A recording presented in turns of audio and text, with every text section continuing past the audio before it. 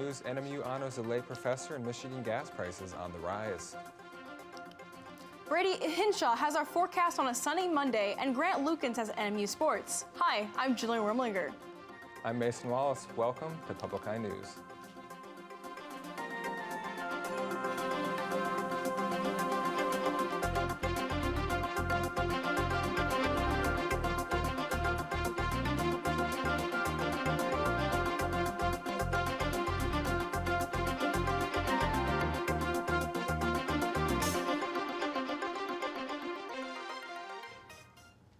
Our first story today is breaking news out of Paris this afternoon.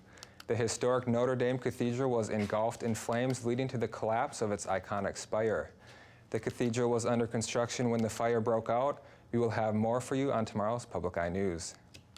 And bringing things back to Marquette, Northern Michigan University is celebrating its 5th annual Anderton's Earth Week this week, with several activities planned to honor the late John Anderton.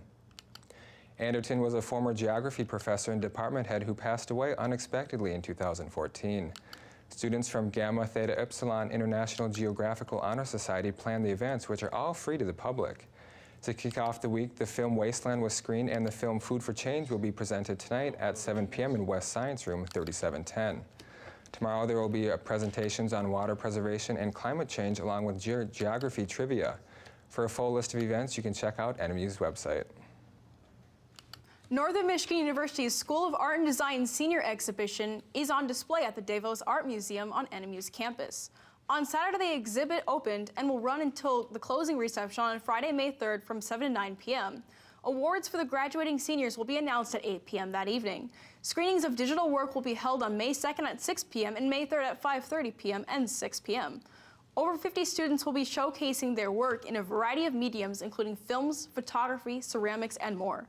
The public is encouraged to stop in and view the art. Admission is free, but donations to the DeVos Art Museum are always welcome.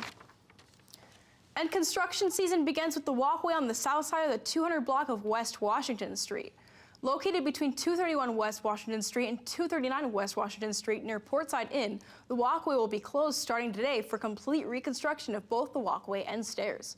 Pedestrian passage may be allowed depending on the schedule of the construction. The length of the closure is dependent on weather, but is anticipated to be completed by the beginning of May 2019.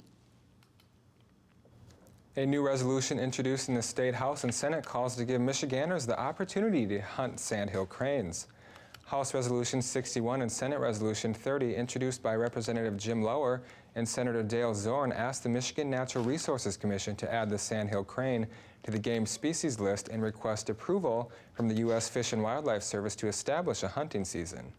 The sandhill crane is a migratory species and thus requires federal approval in order to be hunted.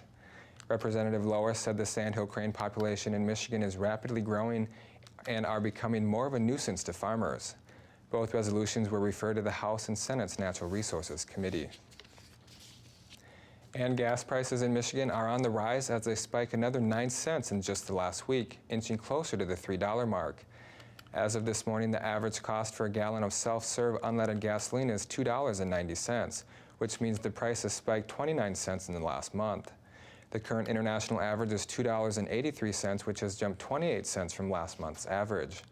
People in California are paying $4 per gallon, which is the highest mark since July of 2014.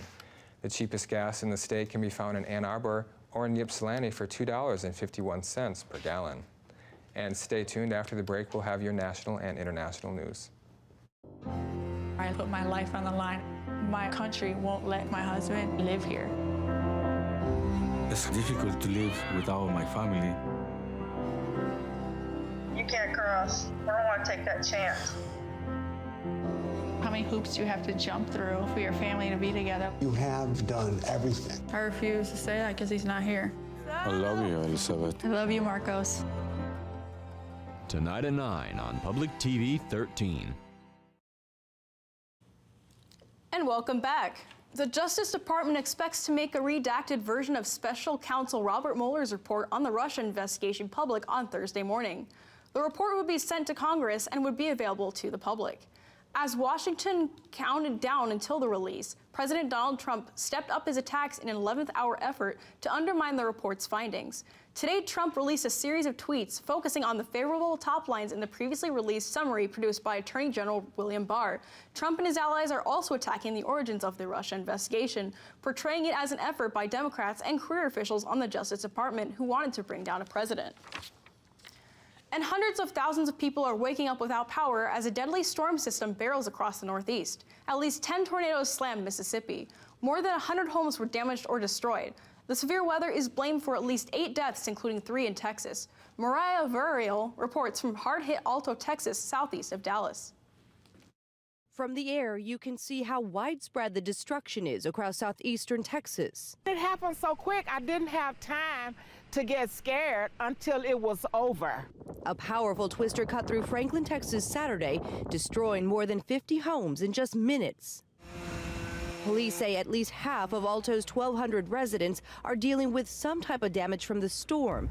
200 are displaced. We was in the closet, we heard a roaring like a train, and next thing the wind, and we were lifted a little bit, and we started rocking, and we moved over, and we started praying. How many people were in the house with you, Cecil? Cecil Morgan and his family huddled in this corner of their home while powerful winds peeled away the walls and roof. We just praying that we make it out. That's all we was talking about. The youngest victims of this storm are 2 brothers. 3-year-old Jace Creel and 8-year-old Dylan were killed in Angelina County when a tree crushed their car.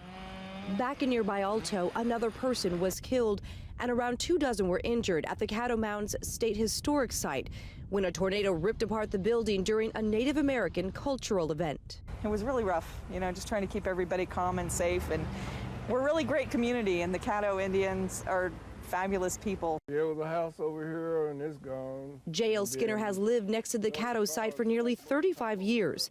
The 4 homes on his property were all destroyed. Will you rebuild? Oh, yeah. Stick around? Yeah. I ain't going nowhere. It's home. Schools here in Alto, Texas have been canceled until the district can make sure that the buildings are safe to go back in. At the peak of the storm, over 100,000 people were without power across the country.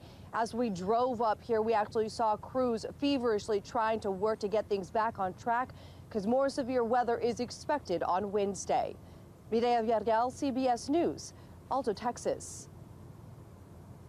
With an outbreak still on the rampage, the U.S. measles cases are on pace to set a record for the most illnesses in 25 years. Officials confirmed 555 cases so far this year, which is up from 465 just last week. The 2019 tally is the most since 2014, with 667 reported, and is on track to surpass the 963 cases back in 1994. 2/3 of all cases have been from New York, stemming from unvaccinated people in Orthodox Jewish communities. The Centers for Disease Control and Prevention recommend that all children get 2 doses of measles vaccines, which is 97% effective. And it's the end of an era at the San Diego Zoo. After 26 years, their last 2 giant pandas are preparing to return home to China. The pandas are actually on loan from the Chinese government, and the arrangement is unfortunately over. Jamie Yucca's got a look behind the scenes at the work being done at the zoo. From kicking back while munching on bamboo to watching their roly-poly bodies tumbling on the ground, giant pandas are an iconic attraction at the San Diego Zoo. But now, visitors are lining up for a last look at the adorable black and white bears. The black around the eyes, the white faces. The more you look at them and they look back at you, you're kind of like, you know something I don't know. That's what attracts us to them. Zookeepers Dallas Dumont and Kathy Hawk have cared for the pandas for years. Good girl. It was 1996 when Bai Yun arrived from China. At the time, pandas were endangered, so Chinese authorities asked the zoo to help save the species from extinction. But when the breeding program began, Bai Yun and her proposed mate didn't have a magic moment. Bai Yun was very much interested in him, but he had nothing to do with her. Luckily, Bai Yun's second suitor, Gao Gao, won her over. Pandas are born blind and deaf. As cubs learn to climb, it's not unusual for them to take a spill, something the keepers discovered only when it first went down. We literally heard a collective from the whole group in the panda exhibit, and everyone was just beside themselves. Whether born here or abroad, all pandas belong to China. The zoo says successful breeding and an increased awareness of conservation help boost China's wild population of pandas to around 2,000, downgrading the panda from endangered to vulnerable in 2016. Their new home will be the Chinese Conservation and Research Center, where other San Diego pandas now live. The panda exhibit will stay up even while it's empty. San Diego Zoo administrators are planning to travel to China to continue negotiations for new cubs in the future because after so long, having pandas at the San Diego Zoo has become a bare necessity. Jamie Yukas, CBS News, New York. And after this break, we'll be back with your weather and sports. Stay tuned. These powerful chemicals are in products you use every day. They're in the soil, they could be in your water, or even your blood. They're called PFAS, and they've been linked to deadly health problems. It's as serious as a heart attack. It truly is. It killed my husband. It took away my property values. I have absolutely nothing left. It's taken everything from me. What are PFAS? Where are they? And what can be done to protect you and your family? Tuesday afternoon at 2:30 on Public TV 13. Hi, and welcome back. I am your weatherman, Brady Hinshaw here, and behind me there's some beautiful blue skies and some sunshine, but looking at our conditions, we have partly cloudy with a temperature of 42 degrees, winds out of the northeast at 4 miles an hour, and a barometric pressure of 29.98 and rising. Looking at tonight, we have some late showers with a low of 34 and winds out of the south-southeast at 6 miles an hour. Looking at tomorrow, we have morning showers with a high of 47 and winds out of the east-southeast at 7 miles an hour. Looking at our beautiful UP, we have 42 and sunny in Sault Ste. Marie, 50 and sunny in Manistee, 47 and mostly cloudy in Escanaba, 45 and mostly cloudy in Menominee. Looking at our western half, we have 49 and mostly cloudy in Iron Mountain, 51 and cloudy in Ironwood, 48 and cloudy in Houghton, and back in beautiful Marquette, it's mostly cloudy and 42.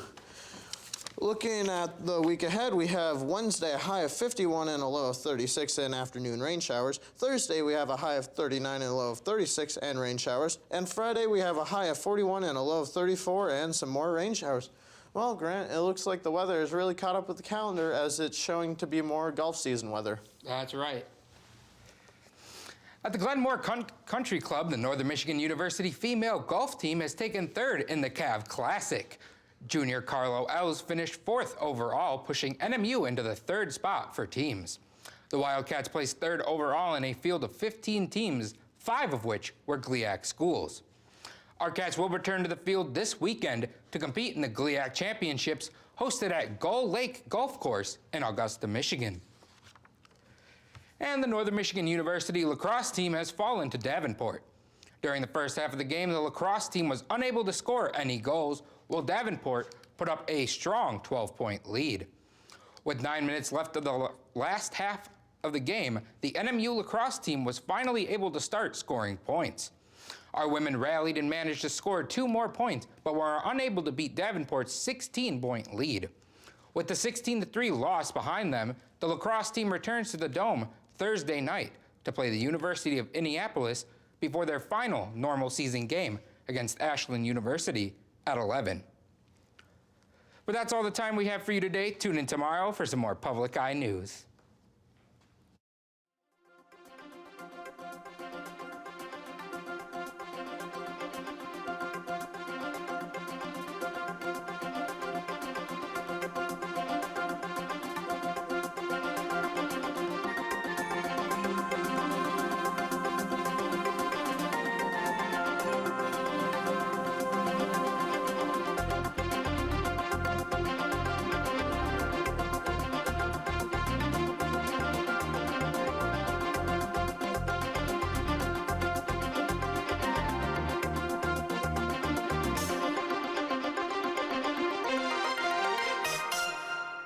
The preceding program was produced in studios located in the Edgar L. Hardin Learning Resources Center by WNMU-TV, Northern Michigan University Public Television.